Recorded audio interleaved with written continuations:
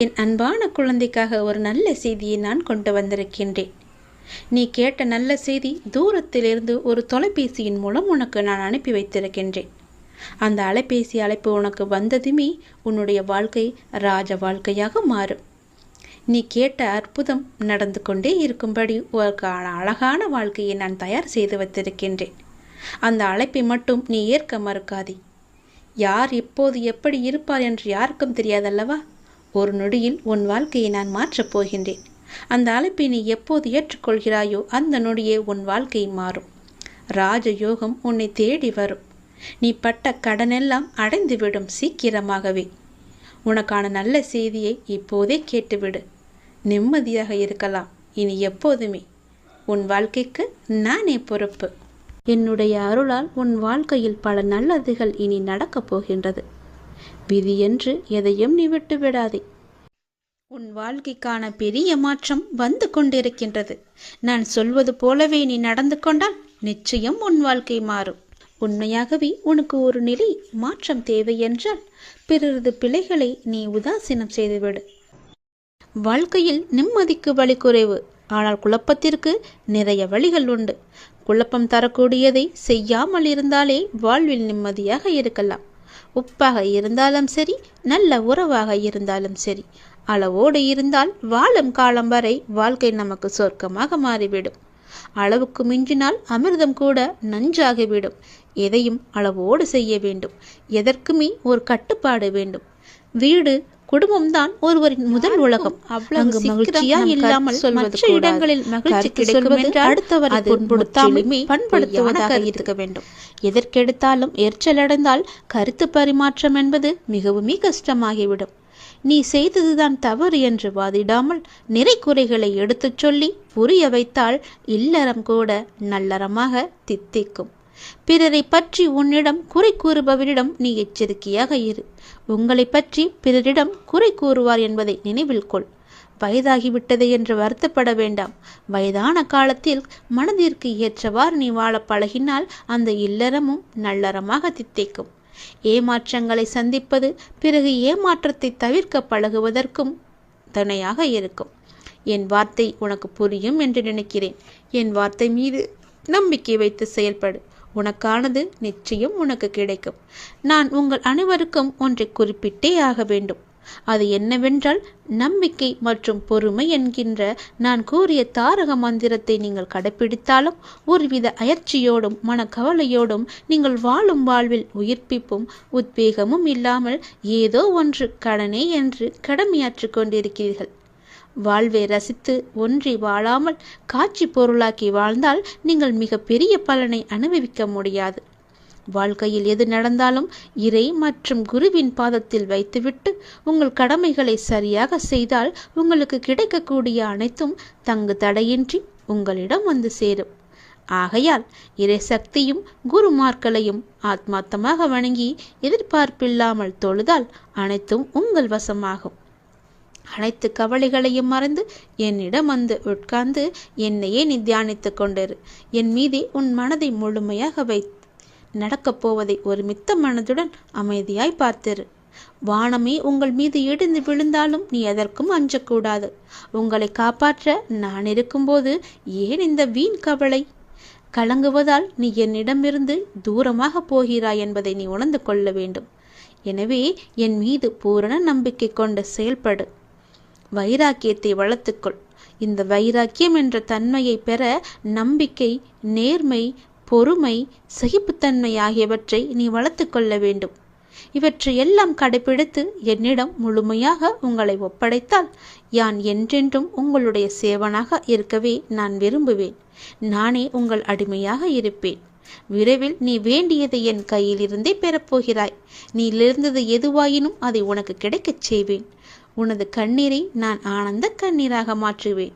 நிச்சயம் என்னுடைய வார்த்தை உன் செவி வந்து சேரும் நேரம் உனக்கானது உன்னிடத்தில் கிடைக்க எல்லா வேளையும் நான் செய்து கொண்டிருப்பேன்.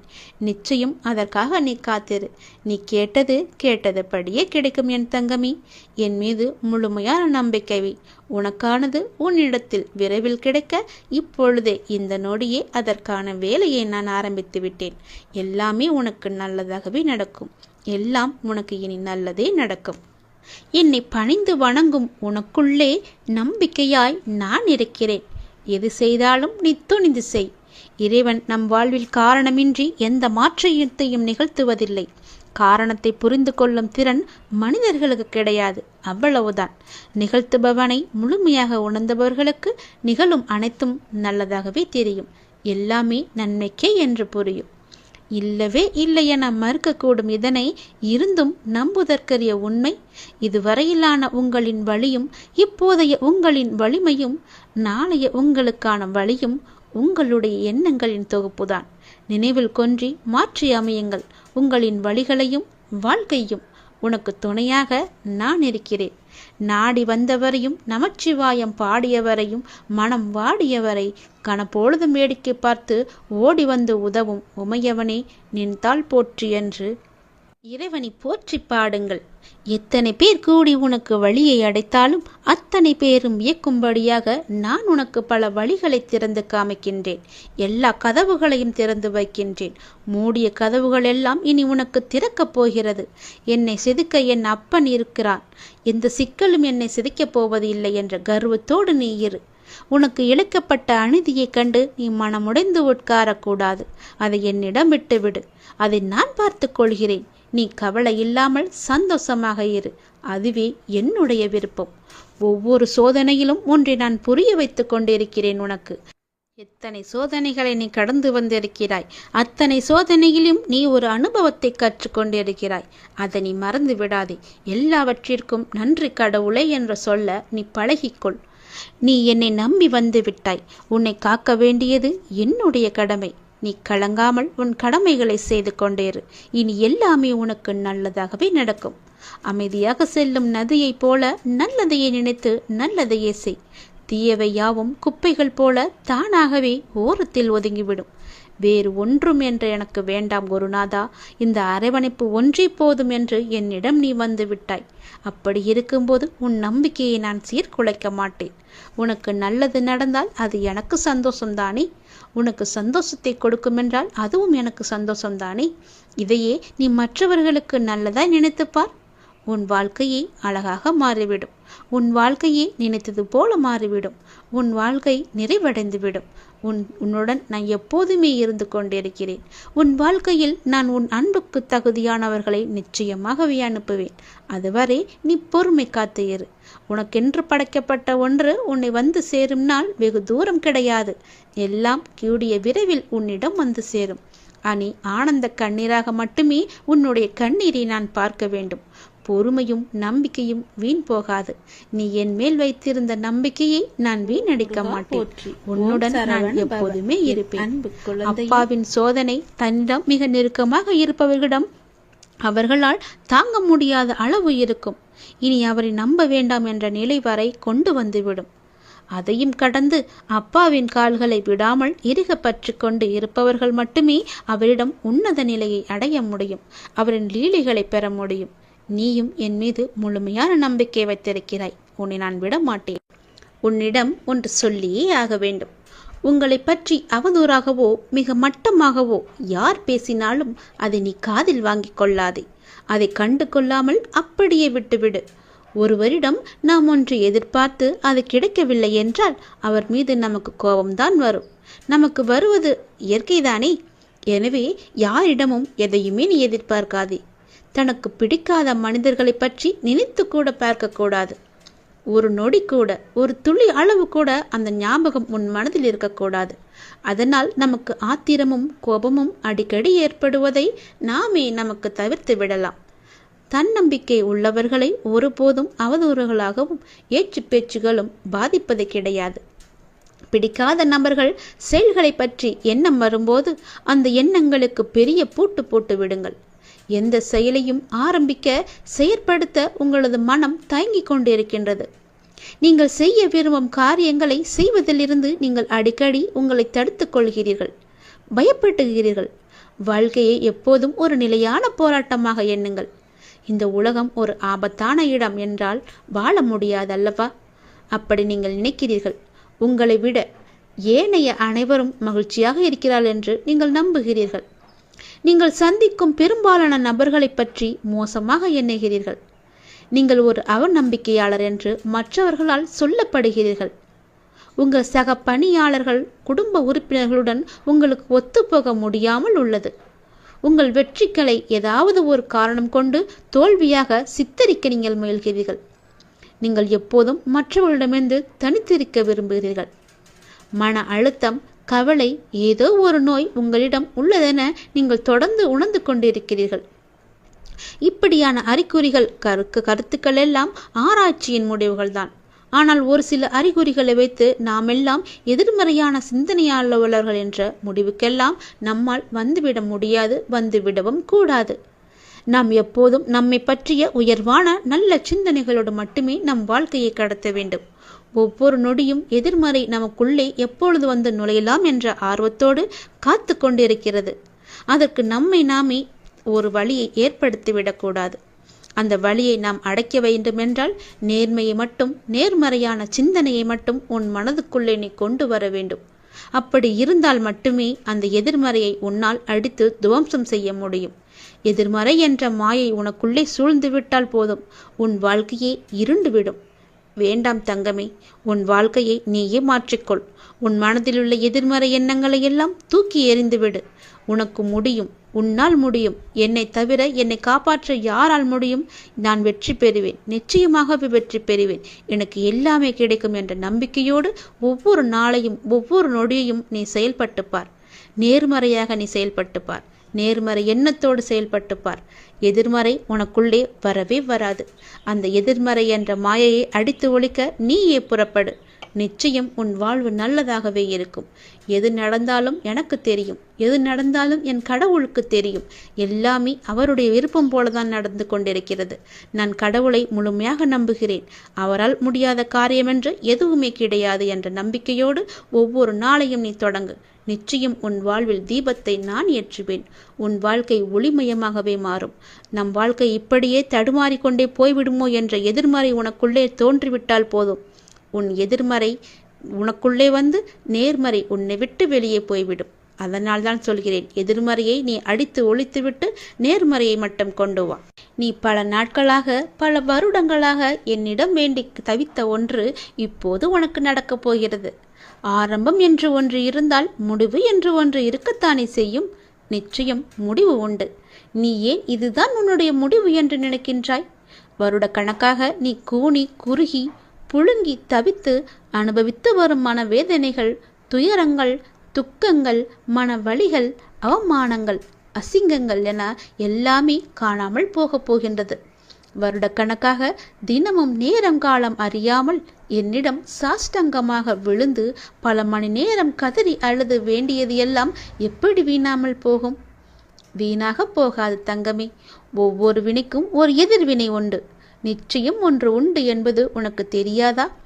அதுவும் பல வருடங்களாக நான் அல்லவா உன்னை என் முன்னிலையில் அதையெல்லாம் செய்ய வைத்தேன். உன்னையும் ஒரு பக்கம் காப்பாற்றி கொண்டு வருகிறேன். நாம் எந்த ஜென்மத்திலோ செய்த பாவங்கள் தீர நாம் செய்யும் பரிகாரங்களை விடவும் வருட கணக்காக, அதுவும் மணிக்கணக்காக கண்ணீர் விட்டு கதறி அழுது வேண்டும் போது அதில் எல்லா பாவங்களும் முழுவதுமாகவே கரைந்துவிடும். இதை நான் அல்லவா உனக்கு அனுமதித்தேன். இதற்கிடையில் என்ன விக்னங்கள், தடைகள், தடங்கல்கள், தடுமாற்றங்கள் என எல்லாம் வந்தாலும் அவையெல்லாம் என்னோட பாதுகாப்புடன் தான் உனக்கு நடந்தன. என்ன உனக்கு பிறகு ஏன் கலக்கம்? உனக்கு நான் சமீபத்தில் கனவிலும் நினைவிலும் அப்பாவின் ரூபமாக, பல மனிதர்களின் மூலமாகவும், பிற உயிரினங்கள் மூலமாகவும் உனக்கு பிடித்த இறை ரூபத்திலும் தரிசனம் தந்து ஆசி வழங்கியதெல்லாம் எப்படி உனக்கு நடக்காமல் போய்விடும்? உன் கர்ம வினைகள் இனி எல்லாமே தீர்ந்துவிட்டன. நீ வெகு விரைவில் மகிழ்ச்சி பாதையில் செல்ல இருக்கின்றாய். உனக்கு நடக்கும் நன்மை எல்லாமே இனி தானாகவே உன் முயற்சி ஏதுமின்றி திடீரென்ற என்னுடைய நேரடி வருகையால், என்னுடைய கண்காணிப்பால் திடீரென்று உனக்கு நடக்கும். திடீரென ஒரு அழைப்பு வரும். திடீரென்று ஒரு மாற்றம் வரும். தினமுமே காத்து கொண்டிரு. அது எந்த நொடியும் எப்போது வேண்டுமானாலும் வரலாம். அந்த மாற்றமே உன் வாழ்க்கையை பெரிதாக மாற்றப் போகிறது. நல்லதாக அமையப் போகிறது. என்னுடைய நேரடி வருகையை கூட நீ காணலாம். அப்போது உன்னுடைய துயரங்கள், துக்கங்கள், கவலைகள், அவமானங்கள், அசிங்கங்கள், உன்னுடைய மன வலிகள் அனைத்துமே சூரியனை கண்ட பனி போல விலகப் போகிறது. உன் மனதில் மகிழ்ச்சி நிலை கொள்ளப் போகிறது. உன் வாழ்வில் இன்பம் நிலைத்து நிற்கப் போகிறது. நீ கேட்டதுபடியே உன்னுடைய வாழ்வில் சந்தோஷம் நிலைத்து நிற்க நான் உனக்கு அதை தரப்போகிறேன். அந்த மாற்றத்தை எதிர்நோக்கி நீ காத்திரு. உன் வாழ்வில் நிரந்தரமாகவே கூடிக்கொள்ளும் சந்தோஷத்தை பெற நீ தயாராக சந்தோஷமாக இரு. அதை பெற்றுக்கொண்டு என்னை பார்க்க நீ விரைந்து வா. உன் வாழ்வில் நடக்க முடியாது என்று நினைத்த விஷயங்கள் எல்லாம் என்னுடைய ஆசையால், என்னுடைய கிருபையால் நான் உனக்கு நிகழ்த்தி காமிக்கப் போகின்றேன். நீ சந்தோஷமாக வாழப் போகிறாய். எனக்கு எல்லாமே தெரியும், என் அப்பாதான் என்று நீ இருக்கும்போது உன்னுடைய நம்பிக்கையை நான் வீணடிக்கவே மாட்டேன். கவலையின்றி சந்தோஷமாக இரு. நீண்ட நாட்களாக, நீண்ட வருடங்களாக எனக்கு முன்னால் அழுத கண்ணீர் வீண் போகவில்லை. இனி உன் கண்ணில் ஆனந்த கண்ணீரை நான் பார்க்க போகின்றேன். நீ சந்தோஷமாக வாழ என்னுடைய ஆசையை நான் உனக்கு எப்பொழுதோ ஆரம்பித்து விட்டேன். இனி உன் வாழ்வு நன்றாகவே இருக்கும். நீ நன்றாகவே இருப்பாய். உன் எதிர்காலம் மிக சிறப்பாகவே இருக்கும். ஒவ்வொரு நாளும் உனக்கு இன்பமாக மட்டுமே இருக்கும். எப்பொழுது நீ நல்லது செய்ய வேண்டும் என்று உன் மனதில் நினைத்தாயோ அந்த நொடி முதலே உன் வாழ்வில் நல்லது தொடங்கிவிட்டது. இனி எல்லாம் உனக்கு நல்லது மட்டுமே நடக்கும். இந்த அப்பாவின் ஆசையோடு மிகவும் நன்றாகவே இருப்பாய். சந்தோஷமாக இரு, சந்தோஷமாகவே வாழ். உன்னுடைய வாழ்க்கையில் நீ நல்லதை மட்டுமே அறுவடை செய்ய போகிறாய். நன்மைகளை அறுவடை செய்ய சரியான நேரத்தில் சரியானதை செய்யுங்கள். வாழ்க்கை என்பது ஒரு அழகிய பயணம். நல்லதாக இருக்கட்டும், கெட்டதாக இருக்கட்டும், அது நகர்ந்து கொண்டே இருக்கும். நீங்களும் நகர்ந்து கொண்டே இருங்கள். இன்பம் வந்தால் ரசித்து கொண்டே செல்லுங்கள். துன்பம் வந்தால் சகித்து கொண்டே செல்லுங்கள். எங்கேயும் நீங்கள் தேங்கி விடாதீர்கள். தேங்கினால் துயரம், வாடினால் வருத்தம். நிற்காமல் ஓடுவதே நமக்கு பொருத்தமாக இருக்கும். ஓடுங்கள். நதியாக வளைந்து நெளிந்து உங்கள் இலக்கை அடையும் வரை ஓடிக்கொண்டே இருங்கள். இடைவிடாது வணங்கியும் இன்னல் தீரவில்லை என்கின்றாய். தேவைக்கு வணங்காதே. நீயே தேவை என்று வணங்கு. அப்படிதான் வணங்க வேண்டும். அப்படி வணங்க வேண்டும் என்பதை நீ உணர்ந்து கொள். மனம் சஞ்சலம் அடிக்கடி தோன்றினால் மனம் தெளிவாக இருக்கிறது. எடுக்கிற முடிவுகள், போகிற பாதை என எதுவுமே சரியாக இருக்காது. ஆகவே எப்போதும் குழப்பத்தில் இருக்க வேண்டியிருக்கும். இதை முதலில் நாம் மாற்ற வேண்டும். இதற்கு அற்புதமான ஒரு உபாயத்தை தான் நான் கூறப்போகிறேன் உனக்கு. முதலில் உன் மனதை ஏதாவது ஒன்றின் மீது நீ செலுத்திவிடு. உனக்கு எதன் மீது அதிக பிரியம் உண்டோ அதன் மீது மனதை செலுத்து. அப்போது மனம் குவிய ஆரம்பிக்கும். உன் பிரச்சனைகள் எல்லாமே தீர்ந்துவிடும். நீங்கள் கடவுள் மீது உங்கள் மனதை நீங்கள் செலுத்தினால் போதுமானது. அவரே இறக்கப்பட்டு உங்கள் மனதை அமைதி நிலைக்கு கொண்டு வந்து விடுவார். அப்போது உங்களுடைய மனமானது நிச்சயம் அமைதியடையும். இங்கு இன்னொரு உண்மையினையும் நீங்கள் தெரிந்து கொள்ள வேண்டும். எத்தகைய பிரச்சனையாக இருந்தாலும் அது அப்பாவின் அனுமதியோடு தான் வாழ்க்கையில் நுழைகிறது. என்ன நடந்தாலும் சரி, பாரம் சுமப்பவர் அவர் என்பதை நாம் புரிந்து கொள்ள வேண்டும். பாரம் சுமப்பவர் அவரே என்று நீ தெரிந்து கொள்ள வேண்டும். அவருக்குத்தான் மூச்சிறைப்பு ஏற்பட வேண்டும். நீ எதற்காக இப்படி பெருமூச்சோடு இருக்கிறாய்?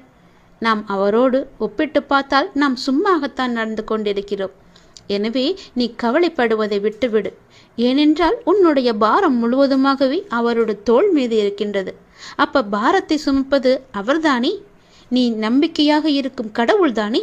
பிறகு எதற்காக உன் சுமையை அவர் மீது இறக்கி வைத்துவிட்டு நீ நின்றாகத்தானே இருக்க வேண்டும்? அதை உன்னால் செய்ய முடியவில்லை.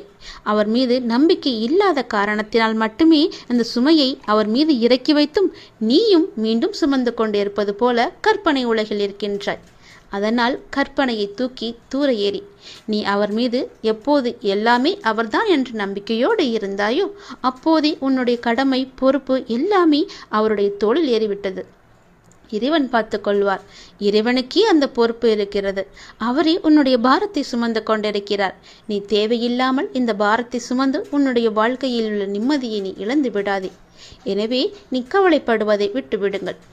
என்ன நடந்தாலும் என்னையும் என் பாரத்தையும் சுமப்பவர் அவர் என நினைத்து அப்பாவின் மீது சுமையினை ஏற்றி வைத்துவிட்டு பிரச்சனையை உடனடியாகவே நீ மறந்து விடுங்கள். பொறுமையுடனும் நம்பிக்கையுடனும் இருங்கள். அப்பாவின் செயல்கள் வெளிச்சத்திற்கு வரும் நாளை எதிர்பார்த்து காத்திருந்தால் நிச்சயமாகவே உன்னுடைய பிரச்சனை எல்லாமே தீர்ந்துவிடும். கண்டிப்பாக இது நடந்தே தீரும். உன்னுடைய பாரம் முழுவதும் என் மீது சுமத்து விட்டாய் என்ற நம்பிக்கையோடு உன்னுடைய நாளை ஒவ்வொரு நாளையும் புனித நாளாக தொடங்கு. நிச்சயம் உனக்கு நன்மை கிடைக்கும். உன்னை அவமதிப்பவரை கண்டு ஒருபோதும் விரக்தியடையாமல் நீ இருக்க வேண்டும். ஏனென்றால் நீ அவர்களை அதிர்ச்சியடையும் அளவுக்கு அசாதாரண சக்தியுடன் வளர்ந்து அவர்கள் முன்வந்து நீ நிற்கப் போகின்றாய். உனக்காகவே எல்லாவற்றையுமே நான் தயார் செய்துவிட்டேன். இனி உன் வாழ்வு எல்லாமே நல்லதாகவே நடக்கப் போகிறது. முன்னேற்றமே இல்லாமல் இருக்கிறது என்ற மனோபாவத்தை நீ விட்டொழி. இனி ஒவ்வொரு வாழ்க்கையில் ஒவ்வொன்றாக முன்னேற்றம் மட்டுமே இருக்கப் போகிறது. ஒவ்வொரு நொடியும் முன்னேற்றம் மட்டுமே நடக்கப் போகிறது. முன்னேறுவது எப்படி என்று நீ எதிர்பார்க்காதே, கவலைப்படாதே.